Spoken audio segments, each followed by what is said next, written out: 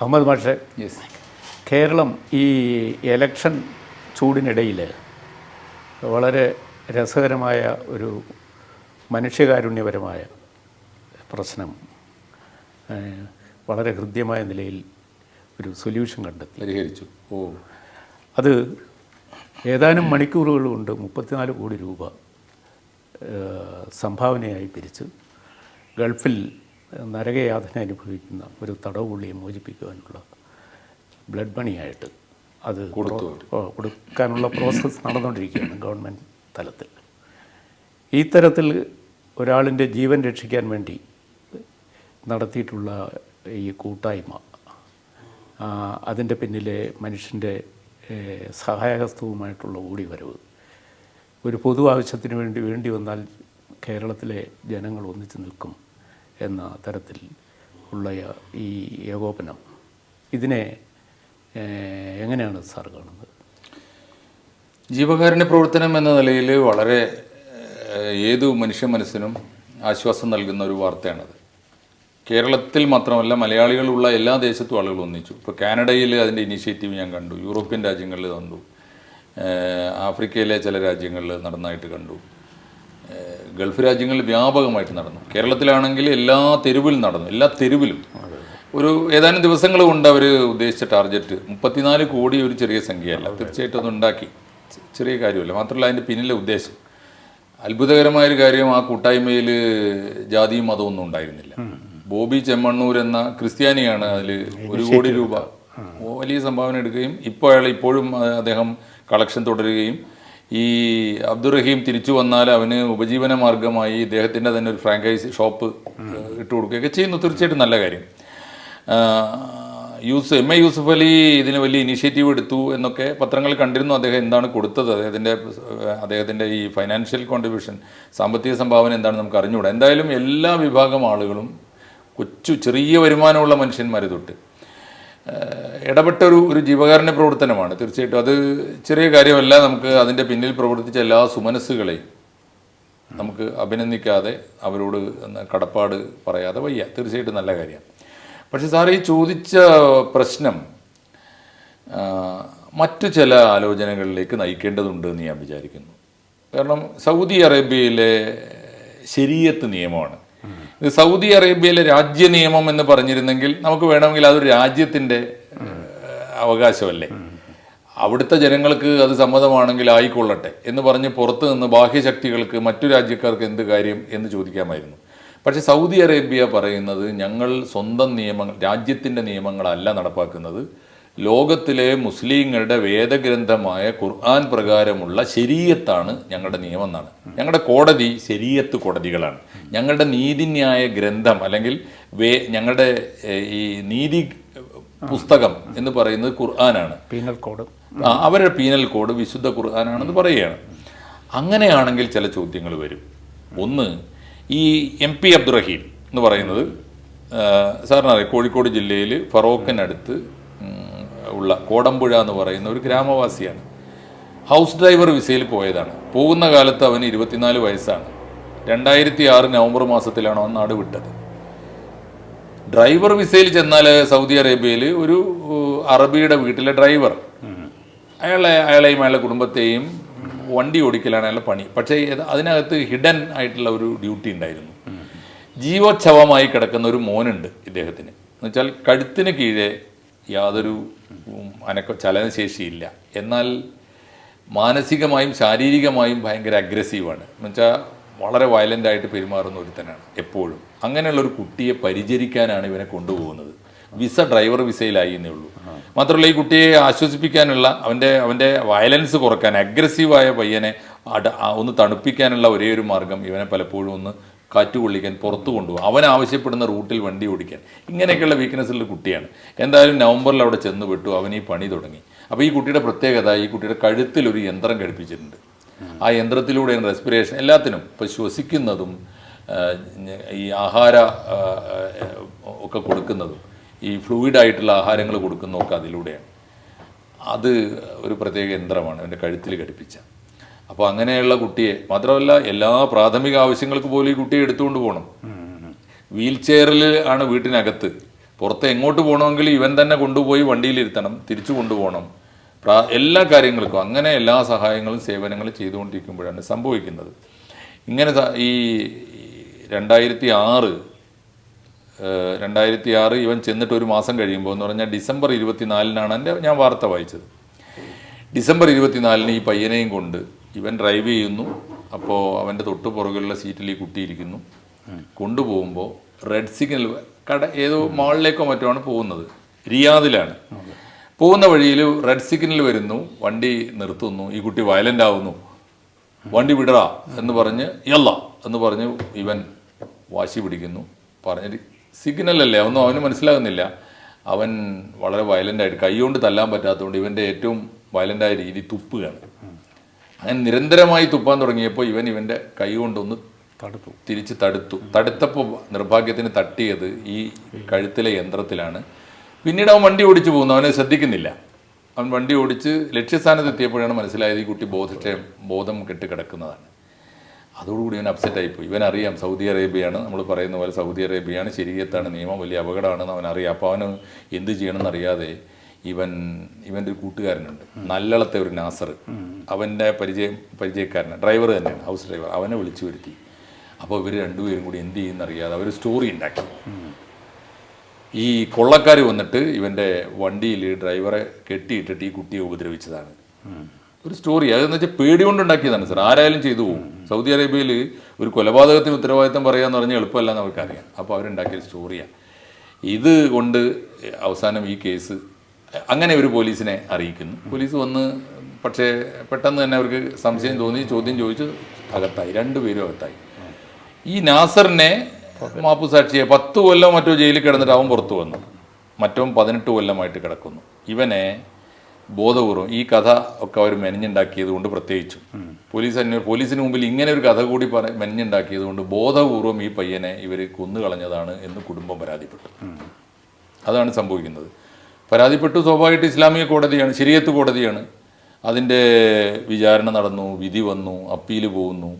അങ്ങനെ 18 കൊല്ലം ആ പയ്യൻ ജയിലിലാണ്. 24 വയസ്സിൽ പോയ അവനിപ്പോൾ 42 വയസ്സുണ്ട്. അങ്ങനെയാണ് അവസാനത്തെ വിധി കഴിഞ്ഞ മാർച്ചിൽ വന്നത്.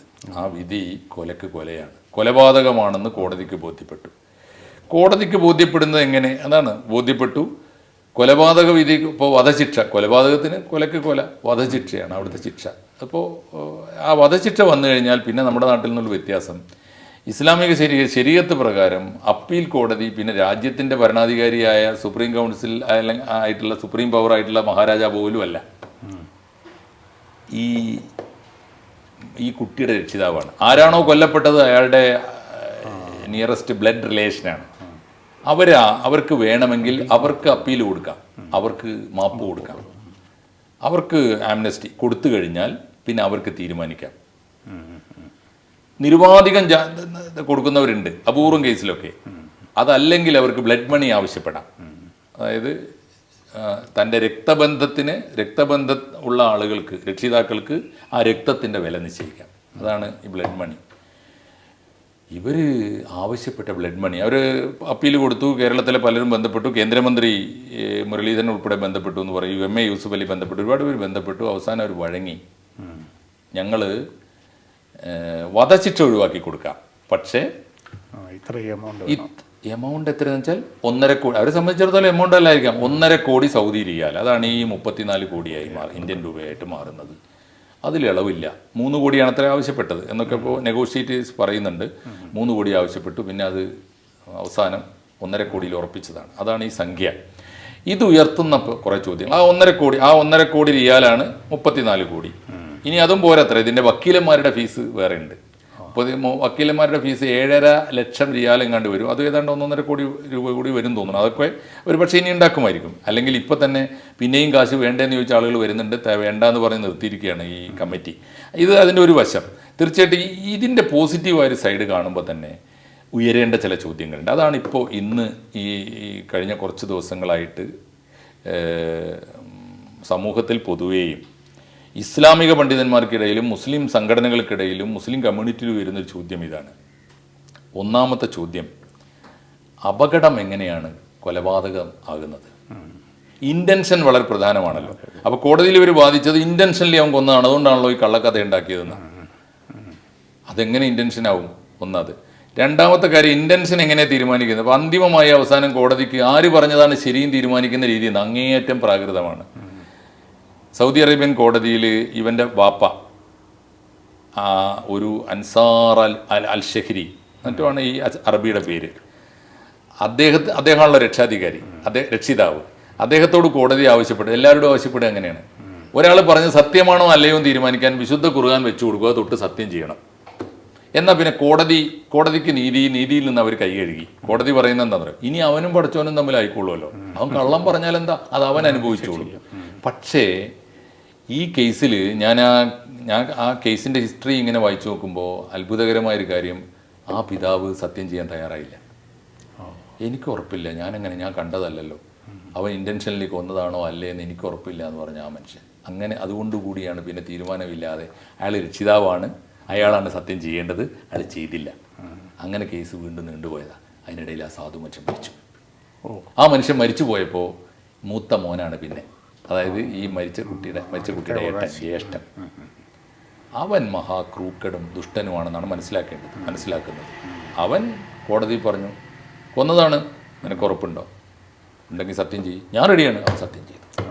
അങ്ങനെയാണ് ഈ തീരുമാനം ഉണ്ടാകുന്നത്. അപ്പോൾ ഇതിൽ ഒരു കുടുംബത്തിലെ തന്നെ ഒരേ നിയമം ബാധിക്കുന്ന ഒരേ രാജ്യത്തിൻ്റെ പൗരന്മാരിൽ തന്നെ ഒരച്ഛനും മോനും തമ്മിലുള്ള സ്വഭാവത്തിലും ധാർമ്മികതയിലുള്ള വലിയ നീതിബോധത്തിലൊക്കെ ഉള്ള വലിയ വ്യത്യാസമുണ്ട്. എന്തായാലും അതാണ് ഇതിൻ്റെ സ്ഥിതി. ഇതിലൊരു പ്രധാനപ്പെട്ട ചോദ്യം ഇതാണ്.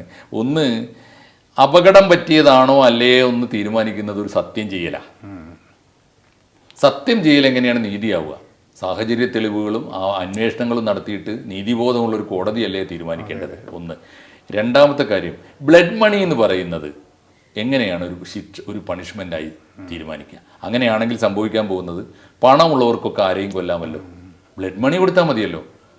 ഇതിന് സമാനമായ എന്തെല്ലാം കേസുകളുണ്ട് സാറേ. ഇപ്പോഴത്തെ മുഹമ്മദ് ബിൻ സൽമാൻ എന്ന അവിടുത്തെ രാജകുമാരൻ ജമാൽ ഖഷോഗി എന്നൊരു വലിയ ജേർണലിസ്റ്റിനെ തുർക്കിയിൽ വെച്ച് കൊന്നത് സാറിന് ഓർമ്മയുണ്ട്?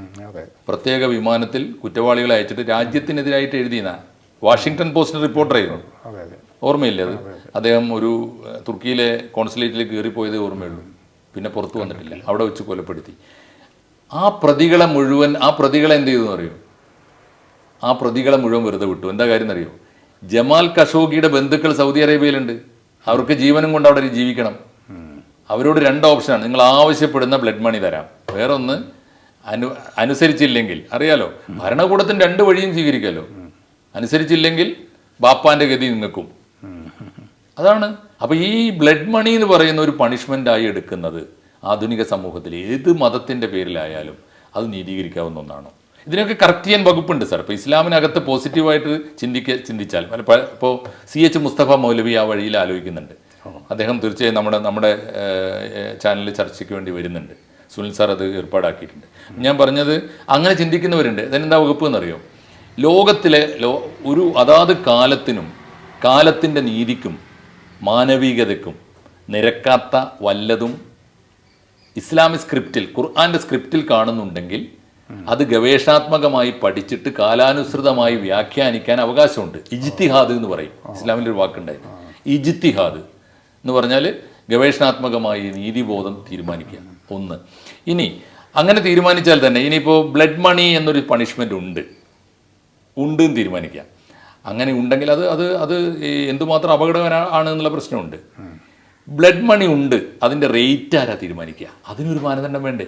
വായിൽ തോന്നിയത് റേറ്റ് ആവാൻ പാടുണ്ടോ? മരിച്ച ഒരാൾക്ക് നഷ്ടപരിഹാരമാണല്ലോ. ഖിസാസ് എന്നൊരു വാക്കുണ്ട്, പ്രതിക്രിയ എന്നാണ്. ഖിസാസ് എന്ന് പറഞ്ഞാൽ ഖുർആനിലെ വാക്ക്, അതാണ് ഖുർആനിലുള്ള പ്രധാന വാക്കാണ്. അത് ഒരാൾ കൊല്ലപ്പെട്ടാൽ അയാൾക്ക് ഖിസാസിന് അവകാശമുണ്ട്. എന്ന് വെച്ചാൽ പ്രതിക്രിയ ചെയ്യുക.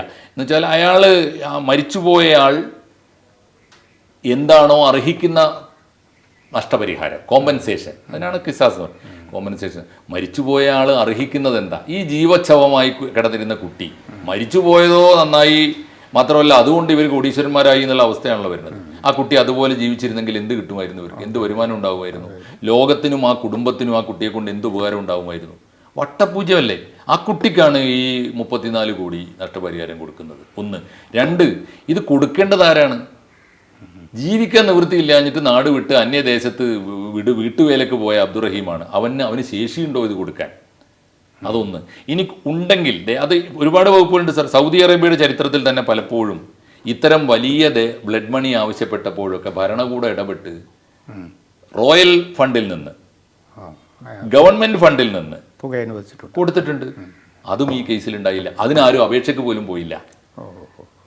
ഇങ്ങനെ ഒരുപാട് കേസുകളുണ്ട്. വേറൊന്ന് 18 കൊല്ലം ജയിലിൽ കിടന്നു. അതിലപ്പുറം ഈ കുട്ടിക്ക് ഇനി എന്ത് പണിഷ്മെന്റ് ആണ് കൊടുക്കേണ്ടത് സർ? ആ കുട്ടിയുടെ ഏറ്റവും ഉജ്ജ്വലമായ കാലം 24 വയസ്സ് തൊട്ട് 42 തീർന്നു. വിവാഹ ജീവിതം പോലും ആ കുട്ടിയെ ഇതുവരെ, ഇനിയിപ്പോൾ അതിനെക്കുറിച്ച് വന്നിട്ട് വേണം ആലോചിക്കാൻ. എന്ന് പറഞ്ഞാൽ അവൻ്റെ ഏറ്റവും ഉജ്ജ്വലമായ കാലമാണ് 2 പതിറ്റാണ്ട്. അത് പണിഷ്മെൻ്റായി കണക്കാക്കിയിട്ടില്ല. ഇങ്ങനെ ഒരു പടി ചോദ്യങ്ങൾ ഇത് ഉയർത്തേണ്ടത് പ്രധാനപ്പെട്ടൊരു ചോദ്യം. ഈ അടിസ്ഥാന പ്രശ്നം വിശുദ്ധ ഖുർആന്റെ പോലും യഥാർത്ഥ സ്പിരിറ്റിന് നിരക്കാത്തതാണ് ഈ സ്ക്രിപ്റ്റ്. സ്ക്രിപ്റ്റിനെ സ്പിരിറ്റിനെതിരായി, അല്ലെങ്കിൽ പാഠത്തെ ആത്മാവിനെതിരായി, അങ്ങനെ ഉണ്ടല്ലോ, അതിനെതിരായിട്ട് ഈ വ്യാഖ്യാനിക്കുകയാണ് ചെയ്തത്. അങ്ങനെ വ്യാഖ്യാനിക്കുന്ന ഈ നിയമത്തിനെതിരായിട്ട് ലോകത്തിലെ ഇസ്ലാമിക രാജ്യങ്ങൾ 151 മുസ്ലിം രാജ്യങ്ങളുണ്ട്. റാബിത്തത്തുൽ ആലമിൽ ഇസ്ലാമിയ എന്നൊക്കെ പറയുന്ന ലോക പണ്ഡിത സഭയുണ്ട്. ഇന്ത്യയിൽ അനേകം മുസ്ലിം പണ്ഡിതന്മാരും പണ്ഡിത സഭകളുണ്ട്. ഇവരൊക്കെ അറേബ്യയുടെ പണം പറ്റുന്നവരൊക്കെയാണ്. നമ്മുടെ ധാരാളം കുട്ടികൾ. ഇതിൻ്റെ വേറൊരു അപകടം ആലോചിച്ച് നോക്കൂ. ഇന്നൊരു അബ്ദുറഹീം ആണെങ്കിൽ നാളെ ആർക്കും ഇത് വന്നൂടെ സാറേ? ആർക്കും വന്നൂടെ? അറേബ്യയിൽ വിസിറ്റിങ്ങിന് പോകുന്നവർക്ക് പോലും അബദ്ധത്തിൽ മരണം സംഭവിച്ചാൽ എന്താ സ്ഥിതി? ഇത്തരം ഭീഷണിയൊക്കെ മലയാളത്തിൽ പല സിനിമകളും സാറ് കണ്ടപ്പോൾ പെരുമഴക്കാലം എന്ന് പറഞ്ഞ സിനിമ ഉണ്ട് കമലിൻ്റെ. ടി എ റസാക്ക് മരിച്ചുപോയി. എൻ്റെ ഒരു ജ്യേഷ്ഠ സുഹൃത്തായിരുന്നു, അദ്ദേഹം മരിച്ചുപോയി. ഞാൻ പറയുന്ന ഇതേ കാര്യമാണ്. സൗദി അറേബ്യയിൽ സുഹൃത്തുക്കളായിട്ട് ജീവിക്കുമ്പോൾ അബദ്ധത്തിൽ ഒരുത്തൻ്റെ കൈകൊണ്ട് മറ്റേ പയ്യൻ മരിച്ചു. അപ്പോൾ മരിച്ചു പോയതൊരു ഹിന്ദു ചെറുപ്പക്കാരനാണ്. ആ ചെറുപ്പക്കാരൻ്റെ കുടുംബത്തിൻ്റെ ദയാദാക്ഷിണ്യത്തിനനുസരിച്ചാണ് അവൻ്റെ ജീവൻ.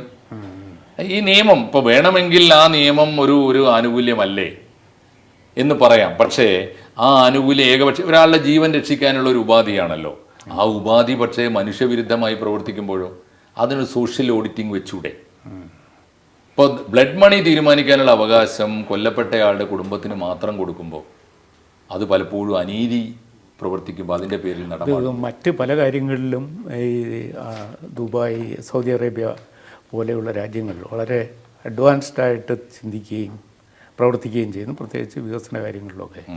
പക്ഷേ ഈ നിയമത്തിൻ്റെ പ്രശ്നം വരുമ്പോൾ മാത്രം മാഷ് നേരത്തെ പറഞ്ഞതുപോലെ അവർ വളരെ പിന്നിലാണ്. അതിൽ എനിക്ക് തോന്നുന്നു സാറ് പറഞ്ഞ വളരെ ശരിയാണ്. ഈ MBS മുഹമ്മദ് ബിൻ സൽമാൻ അവരുടെ ഭരണകൂടത്തിൻ്റെ ഭീഷണികൾ നേരിടുന്നതിൽ ഭയങ്കര ഉരുക്കുമുഷ്ടിയും ഒക്കെ അവർക്കുണ്ട്.